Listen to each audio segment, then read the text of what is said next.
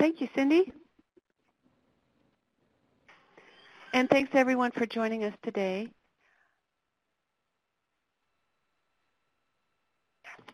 The title of our webinar is Treatment and Prevention of Opioid Use Disorder, an Overview. Our presenter is Dr. Dennis McCarty of Oregon Health and Science University. Just a couple of housekeeping items for you all.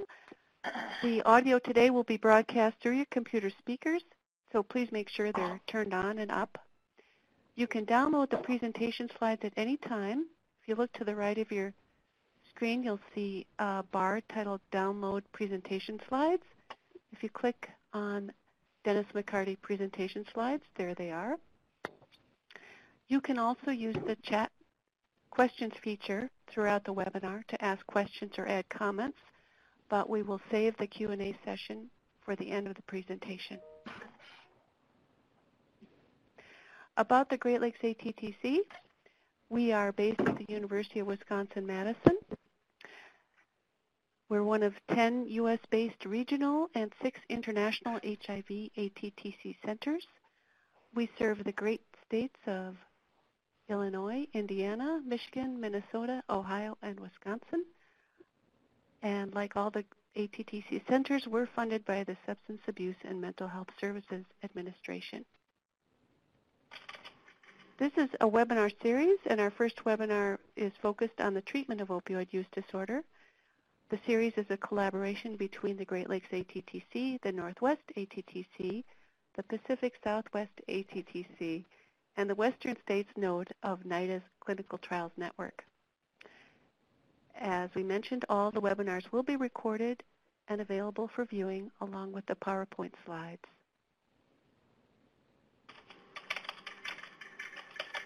Thanks, Maureen. And as I said, I want to jump back to that polling question, and then we have one to follow it. So if you folks don't mind entering your information, we'll see who's with us today. All right. We'll just leave it open for a few more seconds. But yeah, I can see a lot of folks still voting. Great. Thanks, everyone. I'm going to close it in 5 seconds. And before I do see that some of you are having issues hearing us, I am not hearing, just the volume is very low. I'm going to make sure that our presenter speaks up and into his phone, so we'll see how it sounds once we get going. So let me end this poll. And there you can see the results there. Primarily substance use disorder counselors and social work, human services. Great, we're glad you're here. Okay, and then quickly, the second poll. Which medications for opioid use disorder does your organization offer? And you can check all that apply.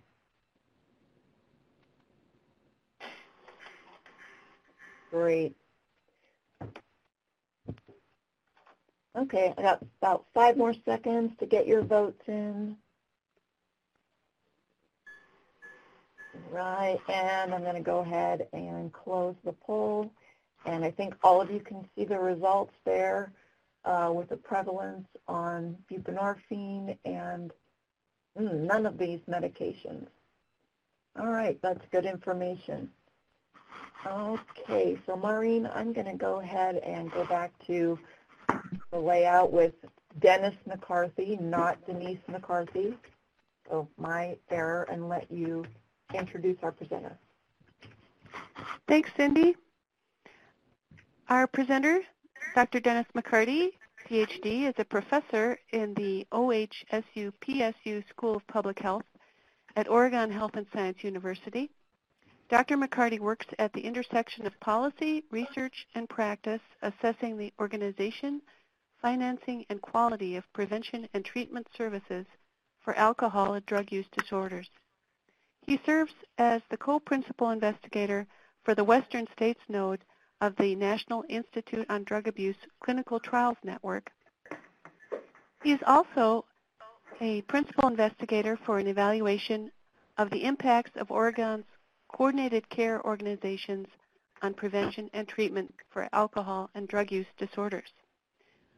You can read more of Dr. McCarty's bio in the pod that's titled Download Presentation Slides. Dr. McCarty, are you ready? I'm ready, Maureen. Thank you for the kind introduction. You bet. And I'll get clicking here. Dennis, this is Cindy. I'm sorry, I'm going to interrupt real quickly. I'm going to go ahead and mute all the lines. There is some background noise, and I'm not sure if there's others on the phone line that we have not broadcast. So let me do that, and I'll tell you when to start.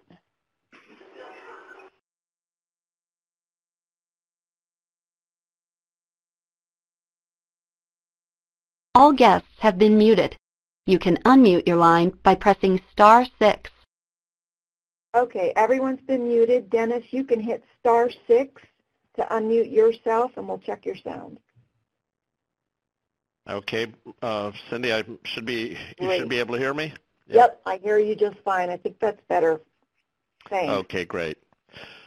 So the first thing I need to point out is that this is a presentation summarizes a paper that was published yesterday in the 2018 Annual Review of Public Health.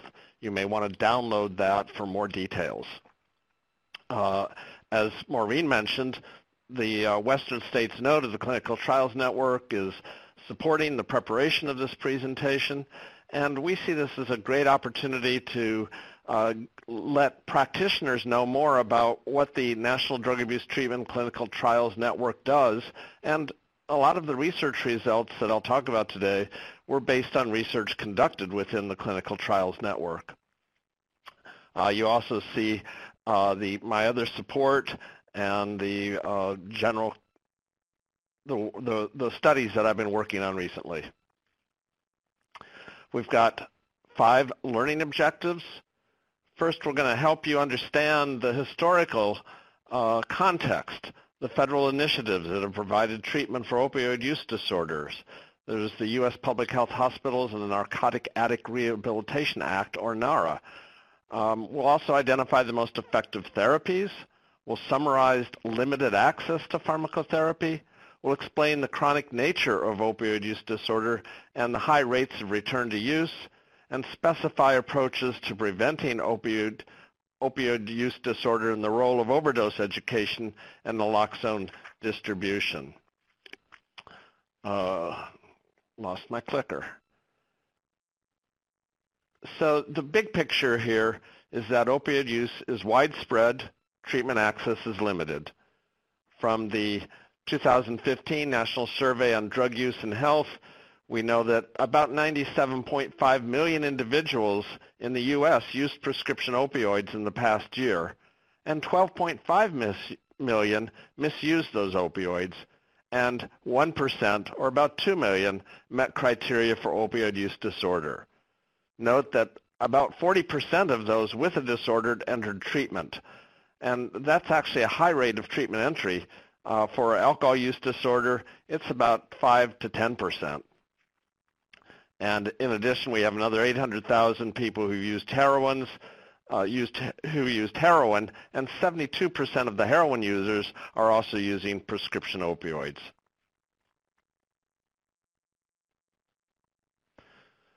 So here's the context. If you go back, if you jump in the Wayback Machine and go back to 1900, opioids were common. They were over-the-counter. Morphine maintenance was common for people with an opioid use disorder. The 1914 Harrison Narcotic Act required physicians and pharmacists to register, pay a tax, and keep records of narcotics dispensed. The Treasury Department interpreted the legislation as prohibiting the prescription of narcotics to treat narcotic addiction, and narcotic in this context is any controlled substance. The Supreme Court upheld that interpretation in 1919, and federal prosecution closed the morphine dispensaries. There was no longer access to care for opioid use disorder. Arrest and incarceration became the preferred interventions. So what did they do? Well, they filled up the jails. There was no support for treatment. And in 1929, federal legislation authorized the construction of 2 narcotic farms. Lexington, Kentucky opened in 1935. Fort Worth, Texas opened in 1938. The Kentucky facility served everyone east of the Mississippi. The Texas facility served everyone west of the Mississippi. And these programs were co-managed by the U.S. Public Health Service and the U.S. Bureau of Prisons. Once you entered, you could not leave if you were convicted of a federal drug offense. You served your sentence in these facilities. If you were seeking voluntary treatment, you typically were completing detox and then leaving. The treatment was based on moral therapy. This was state-of-the-art at the time, and it just means that if you're out in a rural setting, you're working hard, you're living healthily, you'll recover. And it was an English model that was imported to the U.S. 4 to 6 months was the recommended stay, but most volunteers left after a 2 to 3 week detoxification. There was no aftercare following release, and data suggests that 95% returned to use, and most of the people being treated at the narcotic hospital were in fact heroin users.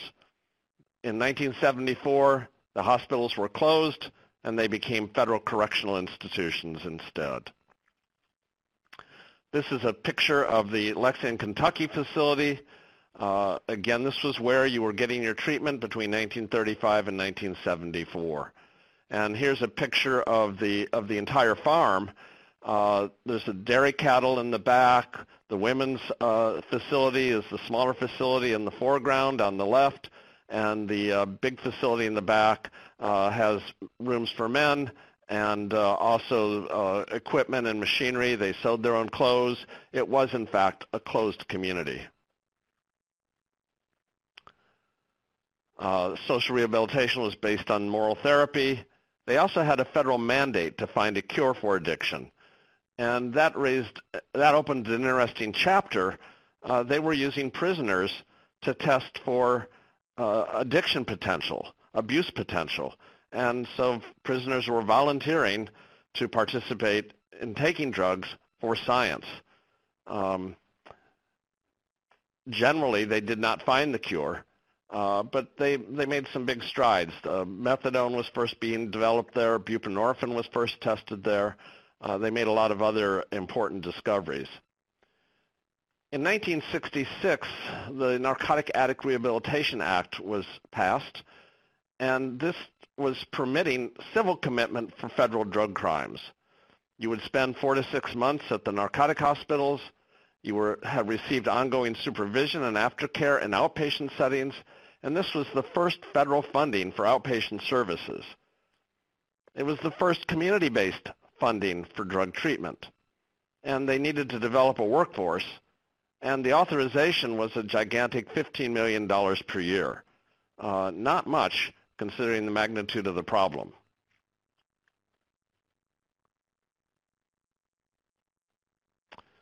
Another development was the development of Synanon and therapeutic communities. Synanon was a prototypic therapeutic community. Staff in recovery used confrontational groups to change residents, required 15 to 24 months to modify dysfunctional behavior, eliminate criminal thinking, and develop skills of daily living. Confrontations were dehumanizing, and dropout rates were about 70%. So again, not very effective. Contemporary TCs have eliminated some of the worst practices and have substantially reduced their lengths of stay.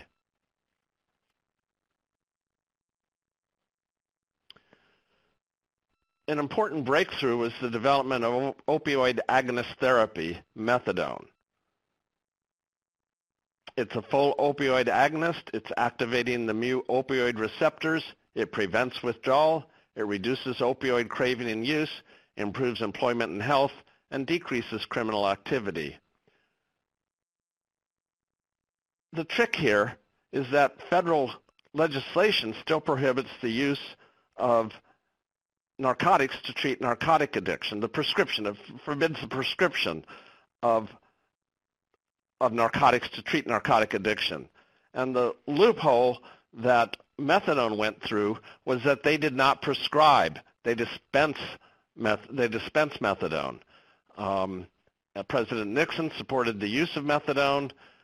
He developed the Special Action Office on Drug Abuse Prevention, and they expanded methadone services and improved access to counseling, but the system was managed by the Drug Enforcement Administration. In 1995, the Institute of Medicine recommended less regulation. SAMHSA assumed regulatory responsibility and accreditation standards in 2000. So methadone programming has changed a bit over time. Opioid agonist therapy was first tested, or opioid agonist therapy is buprenorphine is another opioid agonist. It's a partial agonist on the mu opioid receptor. That means it's safer than methadone. It depresses respiration less, and in order to inhibit abuse, it's formulated with naloxone, which is an opioid antagonist. The design is, it's designed that if this is powdered and injected, the naloxone acts and sends the person into withdrawal. But if you swallow it under your tongue, if you take it under your tongue and absorb it sublingually, the naloxone is ineffective. However, to use this for opioid use disorders, it required changing federal legislation. Data 2000 created the waiver to the prohibition of using narcotics to treat narcotic addiction if the Food and Drug Administration approves its use. And physicians with a waiver may prescribe buprenorphine. Your panel is limited to 30 patients year 1, 100 in year 2. With specialized treatment, you can increase your panel to 275. And then nurse practitioners and physician assistants have just recently been approved to prescribe buprenorphine. They have additional training responsibilities. There are now sublingual, implant, and extended release versions of buprenorphine. When SEODAP was authorized back in the early 1970s, they were required to develop an opioid antagonist. Antagonists block the mu-opioid receptors and prevent activation.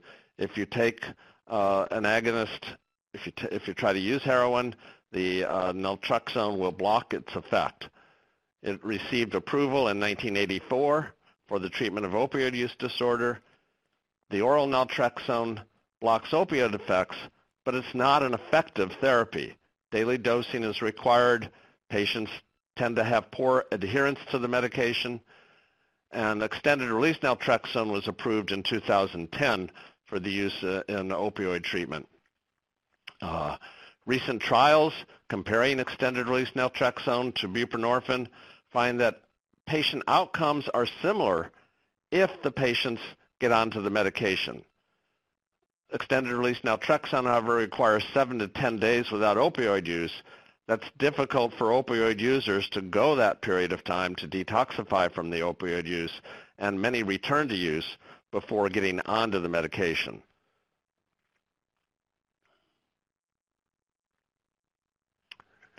How about pausing for a minute and just asking if there's any questions on the first part of the presentation? Please enter in the questions and comments period. Thanks, Dennis. Maureen, did you have a question lined up?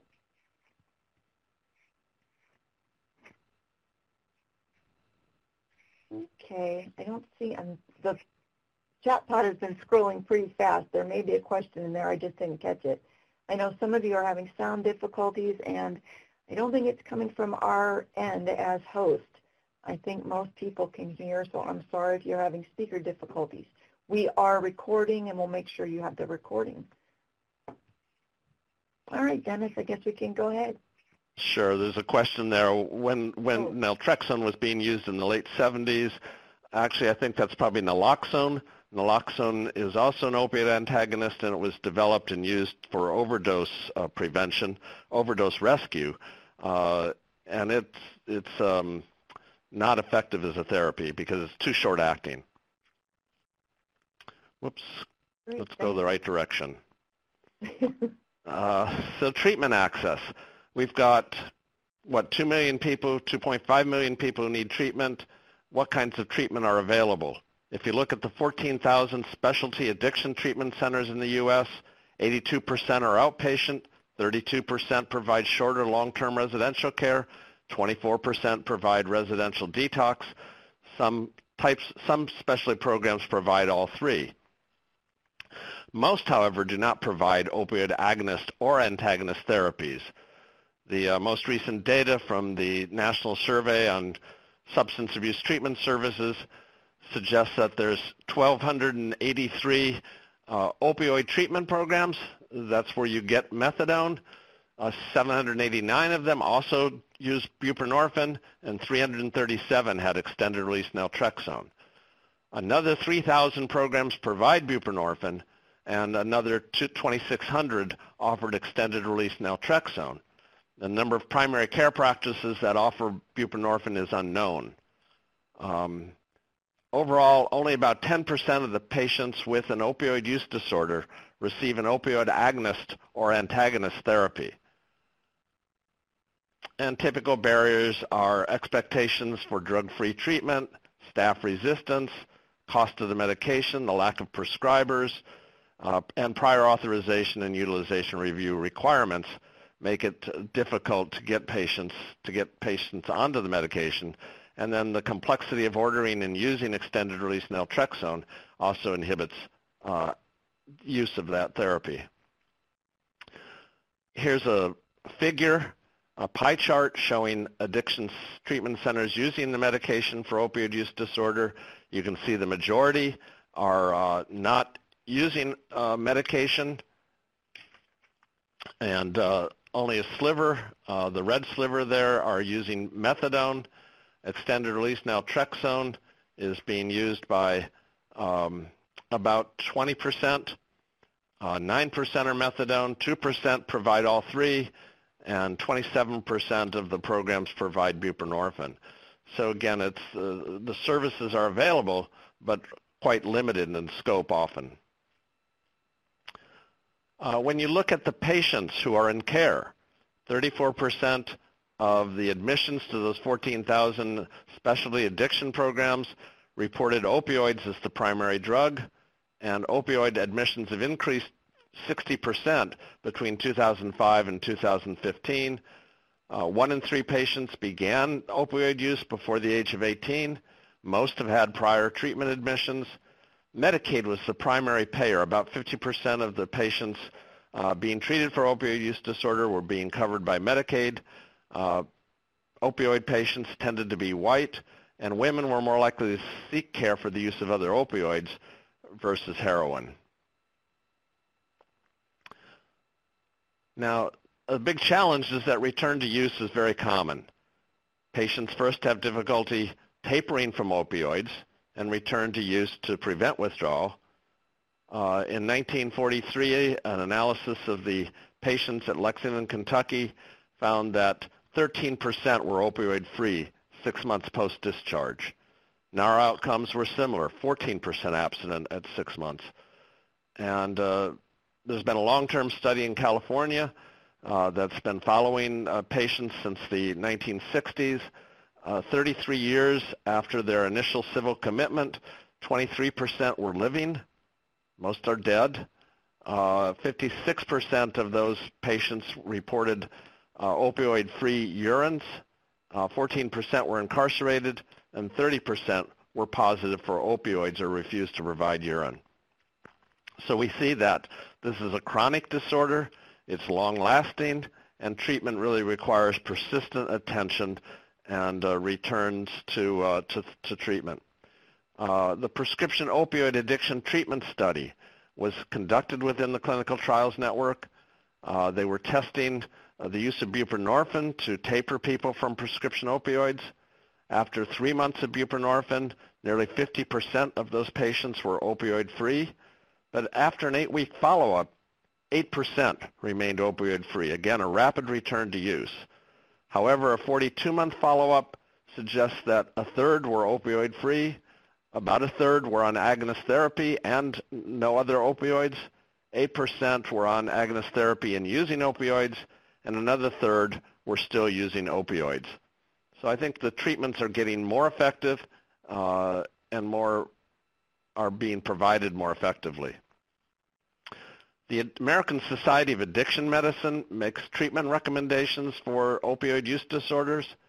They recommend opiate agonist treatment with methadone for patients who need structure of daily dosing, opioid treatment with buprenorphine for patients with structure in their lives and without an alcohol use disorder or the use of benzodiazepines. They also note that you should not use oral opioid antagonists. The extended release formulation lasts for 30 days, and that would be the preferred medication, antagonist medication. The World Health Organization and the United Nations Office on Drugs and Crime also encourage opioid agonist therapy. And in 2017, the British Columbia guidelines, which have now been adopted as guidelines for all of Canada, discourage withdrawal from opioids without ongoing aftercare because of the overdose risk, and they promote the use of buprenorphine rather than methadone because of greater safety. In Canada, physicians can prescribe buprenorphine and methadone. One of the things we've looked at is what kinds of models are there for providing buprenorphine in primary care. Buprenorphine is potentially a breakthrough medication because it can be prescribed. You can integrate it into primary care, but there's still a lot of trial and error in figuring out how best to do this. The office-based care under close supervision of a waivered prescriber, what kinds of supports does the prescriber need? The buprenorphine HIV evaluation study provided treatment within HIV primary care, saw that it could be effective. The Vermont Hub and Spoke and Baltimore Collaborative induct and stabilize in an opioid treatment program and then support primary care to continue care using buprenorphine. The Massachusetts Nurse Care Manager model uses a nurse to facilitate patient management and reduce the burden on prescribers. We're now testing that model within the Clinical Trials Network. Project ECHO uses telemedicine to support rural prescribers. And then the Opioid Pain Guidance Group has a nice website that provides patients and physicians with web support, opioid prescribing guidelines, and they also host an annual meeting. And it's regional and pretty organic. To prevent opioid use disorder, the focus is often prevention of opioid overdose. Project Lazarus and the Oregon Coalition for Responsible Use of Medication are local initiatives using naloxone distribution, provider education, alternative pain therapies, and increased access to opioid agonist therapy. The CDC guidelines, Center for Disease Control guidelines reduce risky prescribing. Prescription drug monitoring programs are discouraging risky prescribing. DEA regulations have been amended to permit takebacks of unused medication, and the Presidential Opioid Commission has released its recommendations.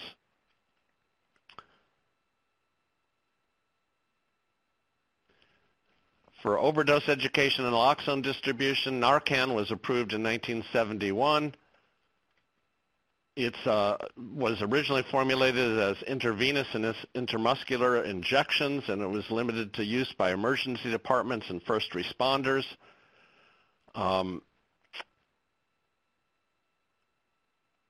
Local initiatives began doing overdose education and naloxone distribution using a nasal naloxone preparation, and the FDA has now approved the auto-injector and nasal spray formulations.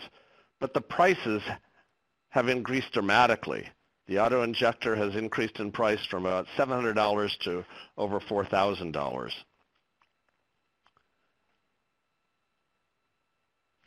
We can also look at some international treatment options.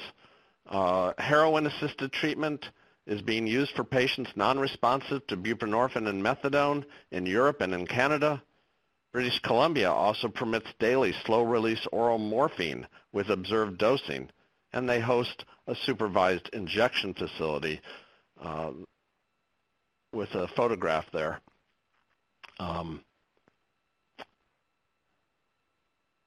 So we're beginning to wrap this up. Federal policy shapes and constricts treatment for opioid use disorder. Lexington and Fort Worth hospitals were the first federal funding for opioid use disorder treatment. The Narcotic Addict Rehabilitation Act provided the first federal funding for outpatient care. Legislation and regulation continue to shape these services. The Mental Health Parity and Addiction Equity Act requires health plans to treat behavioral health equitably. The Affordable Care Act made addiction treatment an essential benefit and expanded Medicaid. The Center for Medicaid and Medicare Services permits states to request a waiver from the Institute for Mental Disease Exclusion and to pay for residential care if they use ASAM patient placement criteria. The CARA, I forget what CARA stands for, but it expanded prevention, public education, and naloxone distribution, and the 21st Century Cures Act appropriated $1 billion for state demonstrations. The 21st Century treatment requires evidence-based practices, and in the 21st century, treatment for opioid use disorders requires evidence-based practices and integration with primary care to better serve its patients.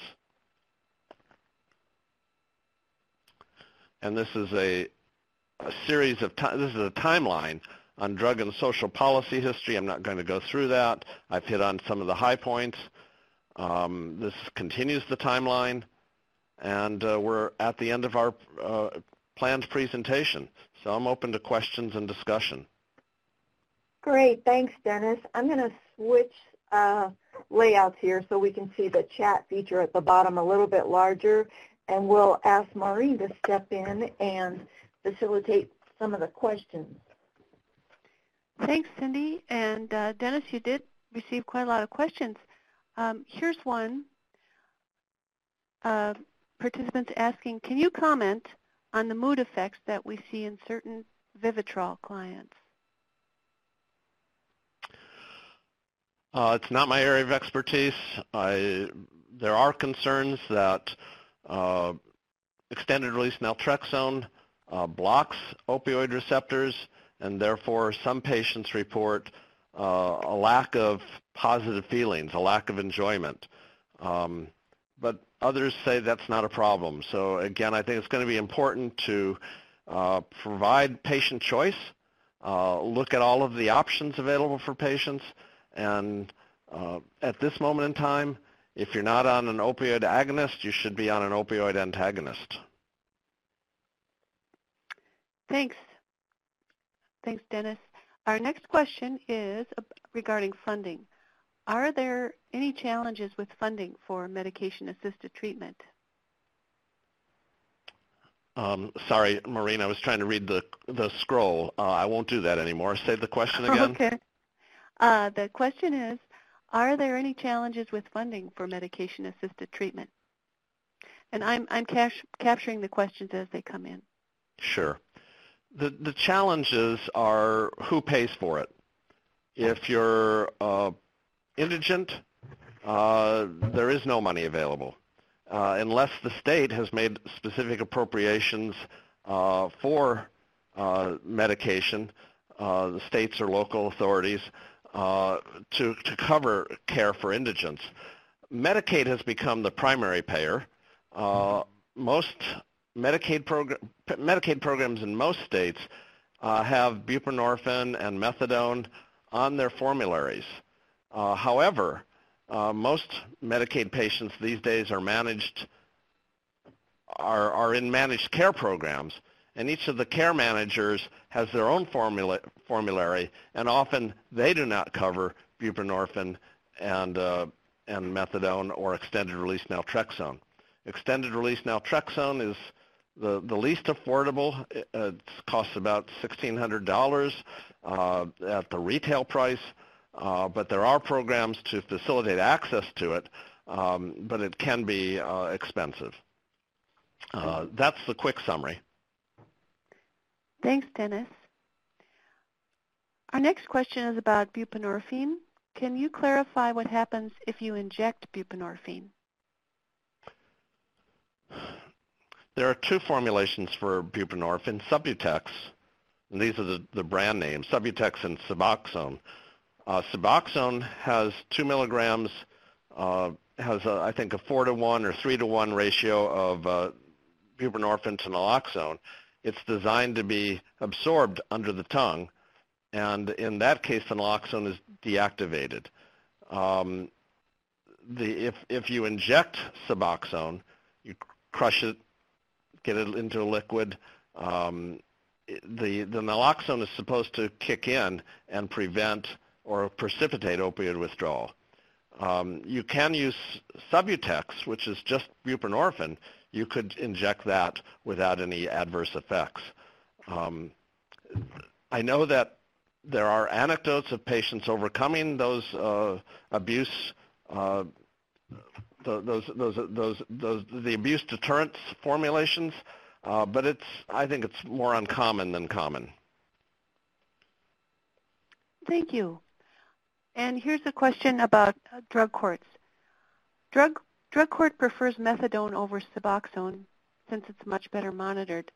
Suboxone is less preferred. Do you see this preference for methadone over Suboxone?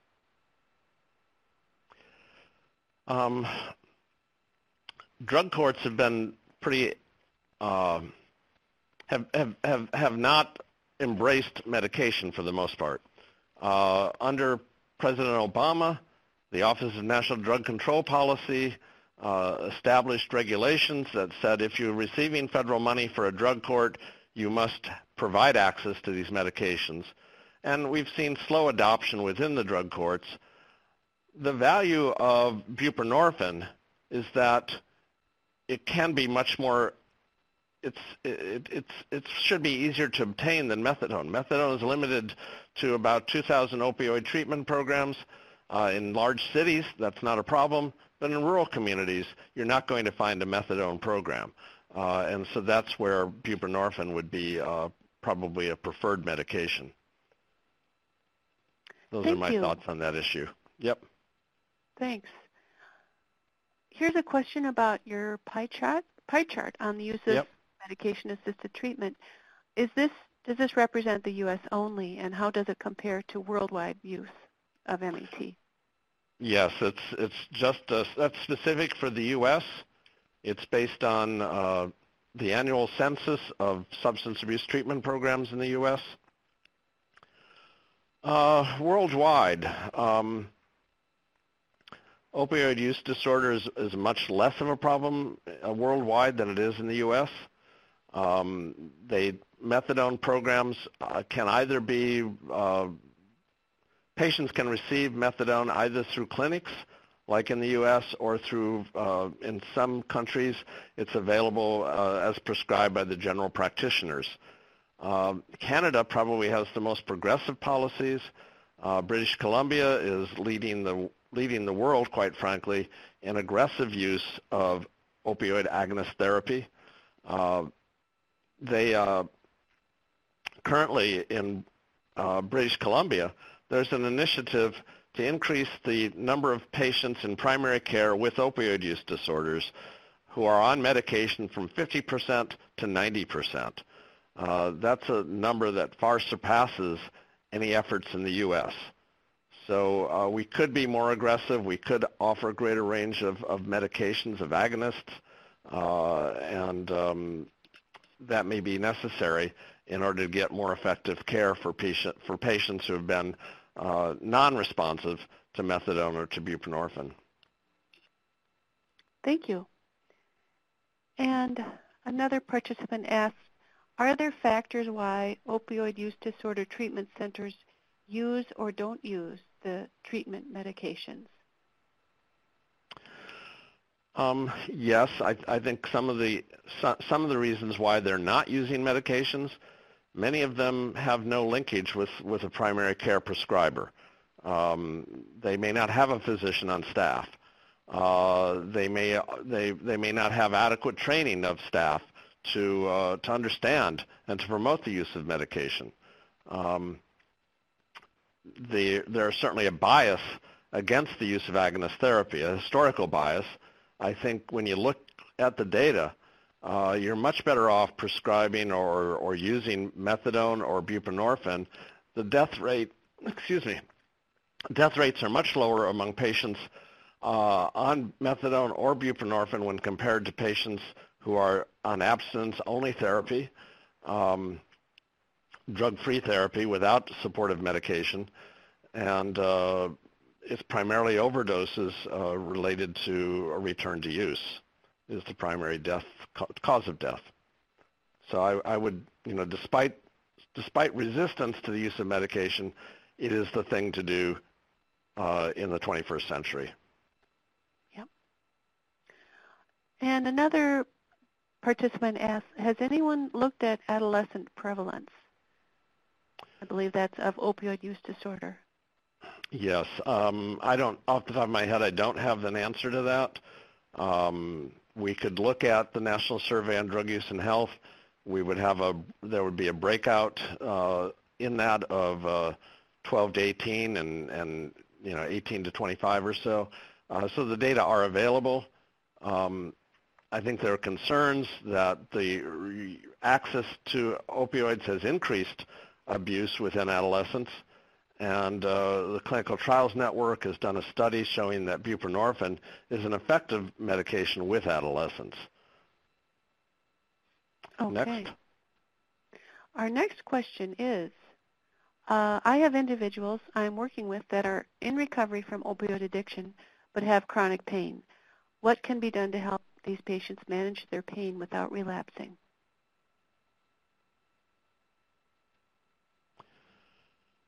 I'm not a physician, so I'm probably not qualified to speak on that particular issue. It's a dilemma. Certainly, Oregon, for example, has now prioritized non-opioid therapies. The Medicaid plan has now prohibits medication prescriptions are greater than 90 milligrams. And so there are sort of policy strategies we can use to provide alternatives to opioids. Whether that would work for these particular patients, I think it's a matter of trial and error. Thank you. And here's another one. Can you comment on the rate of relapse for someone after MAT versus non-MAT?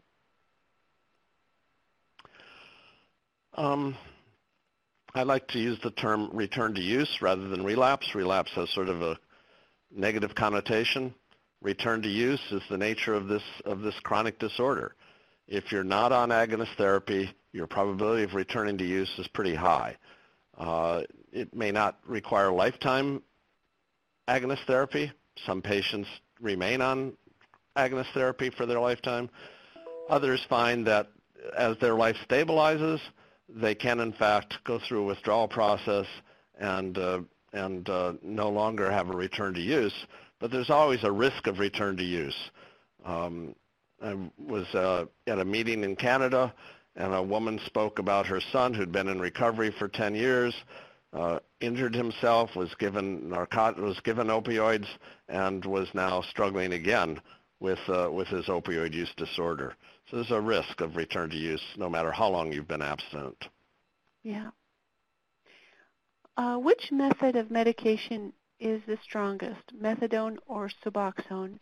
And what's the difference between the two? Well, methadone is a full opioid agonist.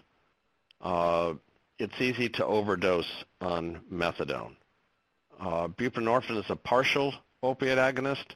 It's going to depress respiration much less, and so from a sort of just a basic pharmacokinetics perspective, methadone is stronger, buprenorphine is safer. Okay. And another question about buprenorphine. Are there any studies identifying negative effects of long-term use of buprenorphine? I'm just going through my thoughts about what studies have been done. The challenge is that it's difficult to do long-term outcome studies. And I'm just thinking through what I know. I think the best study is the prescription opioid addiction treatment study. which showed at 40 months follow-up that a third of the patients were opioid-free, another third were on agonist therapy and not using other opioids, and about a third were still abusing opioids. So I think that's a pretty good prognosis given the historical rates of return to use. All right, and here's a question about mental health providers. Will mental health outpatient clinics be able to provide these medications? If they're licensed medical facilities, they can prescribe buprenorphine, or their physicians or nurse practitioners, physician assistants could prescribe buprenorphine.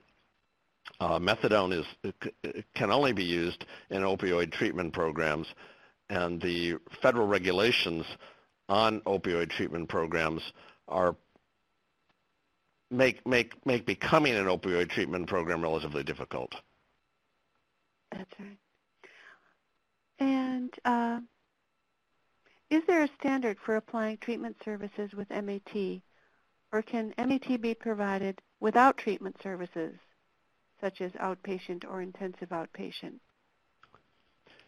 Clearly, the recommendation is to provide pharmacotherapy to support recovery along with counseling or other recovery program. I think ultimately it's a sort of a patient-level decision. What does your patient need? Some patients are relatively stabilized relatively quickly and are, actually prefer not to come in repeatedly for counseling. And it's probably better to have them do that and be stable than it is to force them off of medication because they're not coming into counseling. Unfortunately, those are rules that some health payers have implemented, that if you're not also getting counseling, you'll be forced to we will no longer provide your medication for you. I think, again, it's another sign of the stigma against opioid use disorders.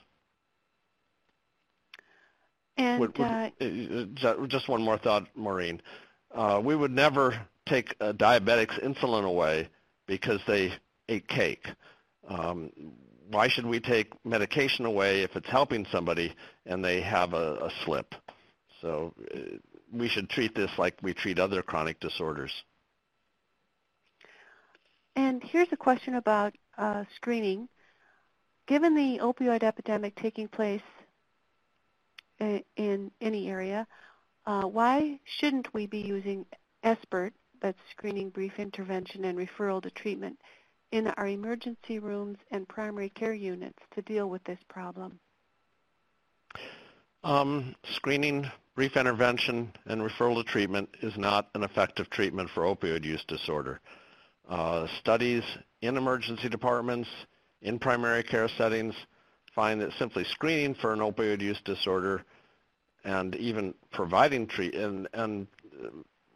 screening and brief intervention is not going to have an impact on most drug use disorders. It seems to be effective with alcohol use disorders, but probably for those who have less severe disorders. What is now developing is interest in using screening and brief intervention for problematic use of opioids in order to prevent escalation into opioid use disorder. The research is just beginning.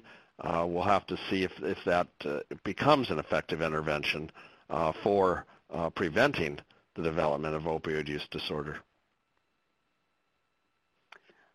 All right, and let's see. We have another question. What has been found in research so far, and what are your thoughts that are important when implementing buprenorphine treatment programs to improve retention?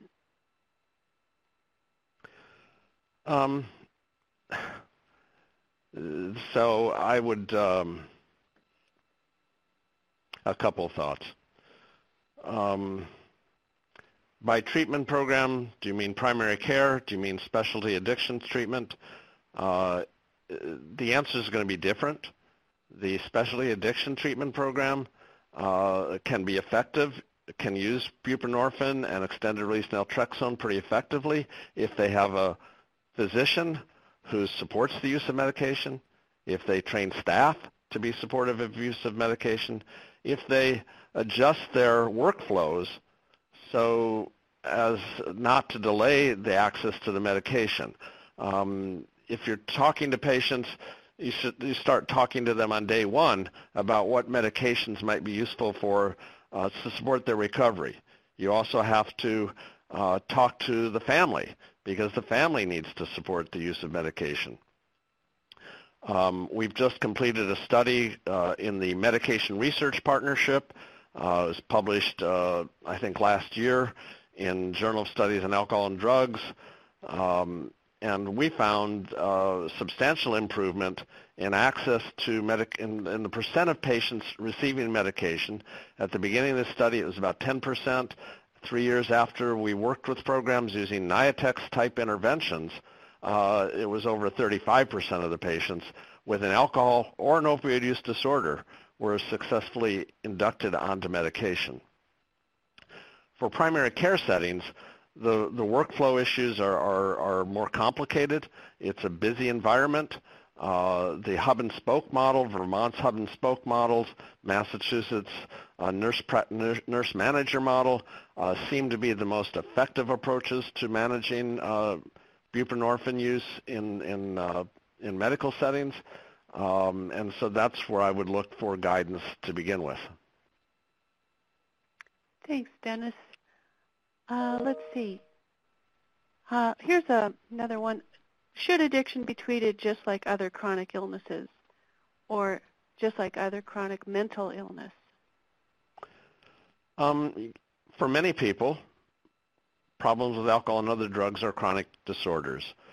They should be part of primary care's assessment. When you come into primary care settings, what's your full health history here? What's your history of alcohol use? What's your history of opioid use? And then the physician can say, Dennis, your drinking's up a little bit. It's going to be affecting your health. The physician can be making persistent interventions. I prefer not to talk. I prefer talking about screening, persistent intervention, and treatment as needed, or I call it the SPIT model, as opposed to SBIRT. But not many people are doing that. Okay. Tom McClellan has a nice paper from a couple years ago outlining a chronic care model for opioid use or for drug and alcohol use disorders. We should track that down and share it with your audience as well. Yeah, we can do that. Here's a question on use of MAT without counseling. How would you suggest monitoring medication-assisted treatment use if not through counseling? MAT has street value and has a history of being diverted. What are your thoughts about this? From a public health perspective, it's better to have more access to the medication than less access. The street diversion occurs. It's primarily used to prevent withdrawal. It's not being used for euphoric effects. So I'm from a public health perspective, I'm less concerned about widespread access to buprenorphine. Should it be done in collaboration with a counseling program? Absolutely. But not everyone is going to tolerate those kinds of requirements. And that's my only caveat is that we should be open to alternative models and alternative approaches to care. We need to find the care that works best for the patient. I see that. Yeah, I see on the bottom of the chat there's a link to the Tom McClellan paper. Yes, thanks, Kelsey. We will. I'll see if we can post that as a PDF before everyone leaves.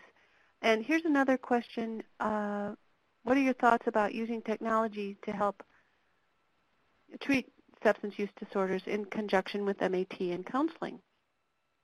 Absolutely. The Food and Drug Administration has approved its first digital therapeutic. It's a program of CBT that was tested within the Clinical Trials Network, and now has FDA approval. It shows that the internet technology, web-based technology, can be effective, can support recovery, and absolutely should be more available. Very good. Here's a question about stigma. How can we best destigmatize addiction? If we had an answer to that question, everything would be easy. Yeah. I don't know. I think integrating addictions treatment into primary care could go a long way to help. It's now in a specialty care sector primarily. You know, the stereotype of addiction treatment is you're going to spend 30 days at the lake, you're going to come back sober, and you're going to live your life happily ever after. We know that for some people that model works, but that's no longer the models of care that are available in the 21st century. So I think we need to integrate more with primary care. We need to be willing to use medication to support recovery, and we need to look at sort of patient-centered care. What is the care that's most effective for this particular patient? And each of us has a different path to recovery. Thank you, Dennis. There's another question that's come in about heroin and overdose potential. Is it more likely to happen by nasal or intravenous use? Well, clearly, intravenous use is much riskier. That's where the high risk of overdose is. Very good. And I'm just scrolling through our comments. I think we've covered all the questions that have come in so far. And we have time for a couple more. I see that we have some participants typing. Sure. While they're typing in, I'll just remind folks that we are offering NADAC CEs for this webinar. And about a week from today, you will get an email with a link in it. And you'll click on that link and enter your email address, and your certificate will appear as if by magic, and you'll be able to download or print it. And I'll give this information again. Okay. Maureen, I'm seeing that. I'm seeing that Charles is asking about reform of methadone regulations. I think that's unlikely. Methadone is the most highly regulated form of medication available. Historically, it's been regulated as sort of these freestanding independent clinics. They're always located in the best parts of town. There's a lot of stigma attached to them. I think there could be more effective models of care than the typical methadone treatment center, but I don't think we're going to do away with them because they are effective for some patients. I think the alternatives are greater access to buprenorphine, and if you're building a system of care in the 21st century, I would certainly build on buprenorphine and other agonist therapies. Take a look at what British Columbia is doing. It's interesting to see their work. Thank you. And here's a question from Andrea.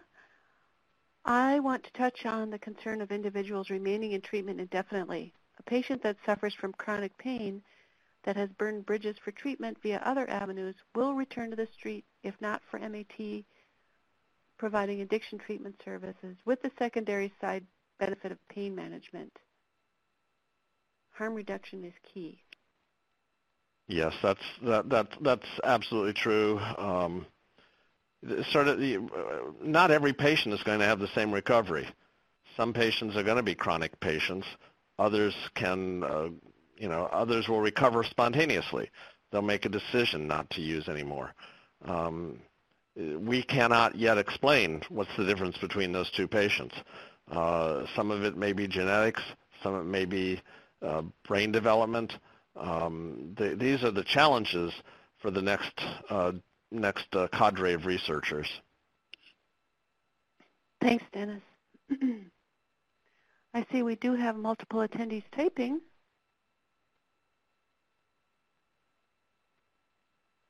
There's a lively conversation going on. Definitely sparked a lot of ideas, Dennis. Well, I'm glad to see that. There's certainly a lifetime of information out there. And it's challenging to figure out what's the best approach, what's the best way to do it, especially if you're a family, if you have a family member who's struggling with these concerns. I think the good news is that treatments are effective, treatments are increasingly effective. Don't give up hope. Increasingly, we're building a healthcare system that can address these issues. A big development in primary care settings is hospital-based consulting services. You know, the patients that are costing the hospitals the most time and resources are often patients with a history of alcohol or drug use disorders. And so consults are consulting physicians are now certified by the American Board of whatever. They are addiction specialists, and these specialty programs are working within the hospital environment to link patients to primary care and to link patients to ongoing specialty care. And they're having a positive impact. I think if we now extend that kind of model to emergency departments, if we extend that model to primary care settings, we can be much more effective with the current treatments that we have. Thanks. I have a question for you, Dennis. I noticed that there was quite a number of participants who indicated that they work at organizations that don't offer any medication-assisted treatment. What are some tested ways to make that bridge, maybe overcome resistance to use of MAT in a treatment organization? Well, again, it starts with leadership. Leadership has to say, we support this. Leadership, again, in the study we did with the Medication Research Partnership, programs told us they're losing patients because they don't offer medication. They wanted to begin using medication. Some cases they had to replace their medical director.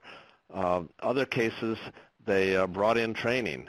The people at Alkermes who manufacture extended-release Naltrexone are glad to provide training and support for programs that want to begin using extended-release Naltrexone.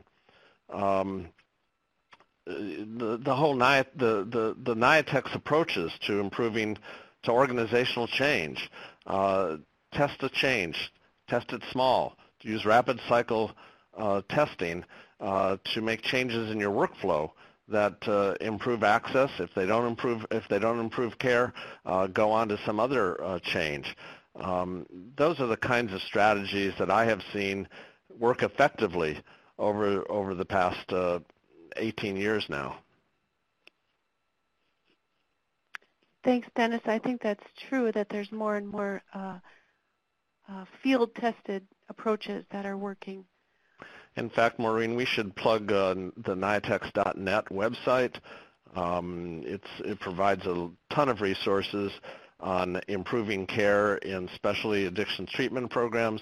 It's being generalized to other settings as well. And there's a whole section that was developed under the Medication Research Partnership on the use of medications. So there's lots of good detail there. I'm typing that in as we speak. And I'll also add a link to the section of the ATTC network website that's dedicated to medication-assisted treatment. And this is all practical information that counselors and organizations can use to get started. Correct, and you might ask them to subscribe to your various blog services. I will certainly do that. Let's see if we have any other questions coming in. Let's see. There's been an exchange of links of articles that you mentioned, Dennis. So we'll Good. definitely be spreading that great research that's coming out. And we've got several thank yous, Dennis. We've got, someone's mentioned SAMHSA Tip 43. That's addressing questions on how to stabilize on MAT.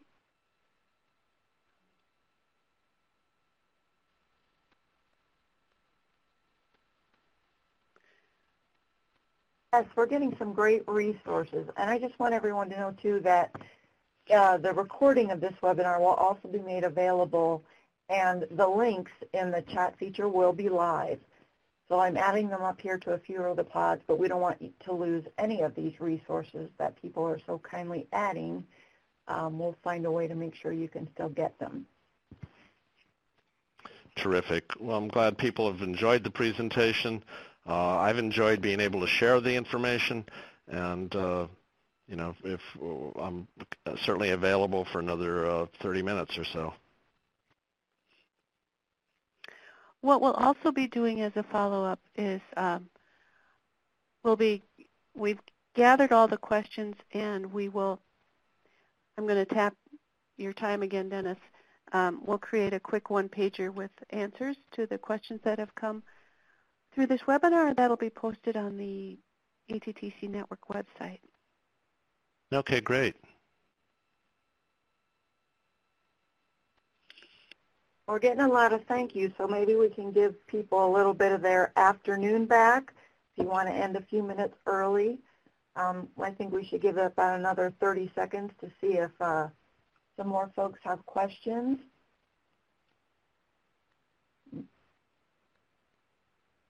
Okay. Well, I am going to go over the CE, how to obtain your CE for this as soon as we wrap it up, and I'll switch to the closing layout. You guys ready? I think we've done a good job. I'm comfortable. Okay. Thank you. A lot of passionate people today. That's just awesome. Very engaged. All right. We do have one final polling question that we'd love your, wow, I already have that open. People already started voting. This is of the following webinar topics on medication-assisted medication treatments for opioid use disorders. Which would you most like to see? So you can pick up to 3 or, and I see a couple people are already adding suggestions into the chat pod right there, directly below it. I'm also going to leave this webinar room open for at least 5 minutes post-webinar, and our presenter can jump off, but you might want to scroll again through the chat pod and find any links I may have missed. You can download the slides. You can still put suggestions into the poll and whatnot. So don't feel rushed. We won't shut this room down as soon as we end the webinar. And I will reiterate, in about 1 week from today, maybe sooner, you'll get an email from me, Cindy Christie. My email address ends in umkc.edu, but it'll be apparent that it's from the ATTC, and it will contain a link. You will click on that link, type in your email address, and choose the training that you went to, which is today, and I'll have the date and everything, and your CE certificate will pop up. I did hear some folks asking for a certificate of attendance. If they want that, I can actually do that too. So you'll get to choose once you get that link. Choose whether you want the certificate of attendance or the NADAC CE. We'll make those both available. And Maureen, we have plenty of people registered for today, so I think we can send an email out to all registrants and attendees that will have the recording in case you want to share it with your colleagues, We'll also put the PDF version of the slides in, and we may end up with an FAQ for this webinar. Okay? Yeah, well, all thank right. you so much. And thank you, Dr. McCarty. Okay. Yes, big thank you to our presenter. And I apologize for, again, saying Denise McCarty in the slide. Spelling is not my thing. Again, I'll say we can say goodbye, but this room will stay open, so don't feel like you have to rush off in case you want to get some more of the information. So Dennis, Maureen, have a great afternoon. I hope we do this again soon. Sure. Thank Thanks, you, Cindy. Cindy. We'll be in touch. Yeah, and the audio portion's going to close now, but again, we'll be here for just a little bit. I'm going to hang up the phone. Bye, guys. Okay. Bye-bye. Bye-bye.